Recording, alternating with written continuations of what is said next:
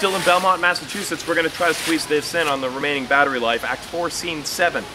Edward III. Again, I'm sight reading. I've never read this play before. Enter Prince Edward, King John, Charles, and all with ensigns spread. Retreat sounded.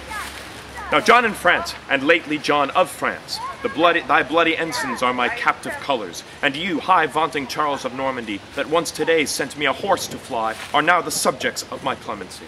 Fie, lords, it's not a shame that English boys, whose early days are yet not worth a beard, should in the bosom of your kingdom thus 1 against 20 beat you up together. Thy fortune, not thy force, hath conquered us, an argument that heaven aids the right. Enter Artois with Philip. See, Artois doth bring with him along the late good counsel giver to my soul. Welcome, Artois, and welcome, Philip, too. Who now, or you or I, have need to pray? Now is the proverb verified in you. Too bright a morning brings a lowering day. Sounding trumpets. Enter Audley. But say what grim discouragement comes here. Alas, what 1,000 armed men of France have writ that note of death in Audley's face? Speak thou, that wooest death with thy careless smile, and looked so merrily upon thy grave as if thou wert enamoured on thy end. What hungry sword hath so bereaved thy face, and aloft the true friend from my loving soul? O Prince, thy sweet bemoaning speech to me is as a mournful knell to one dead sick.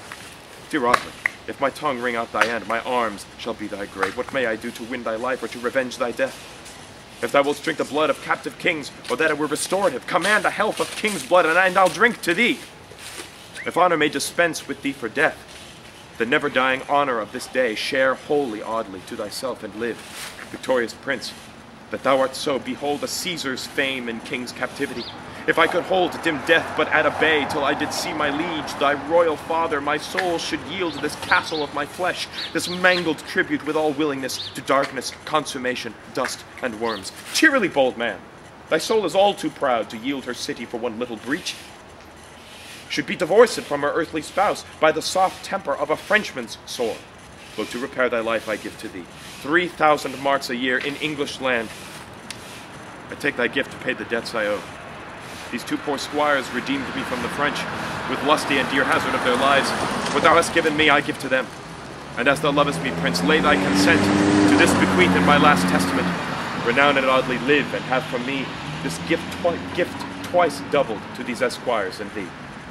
But live or die, what thou hast given away to these and theirs shall lasting freedom stay. Come, gentlemen, I'll see my friend bestowed within an easy litter, then we'll march proudly toward Calais with triumphant pace unto my royal father, and there bring the tribute of my wars, fair France, his king.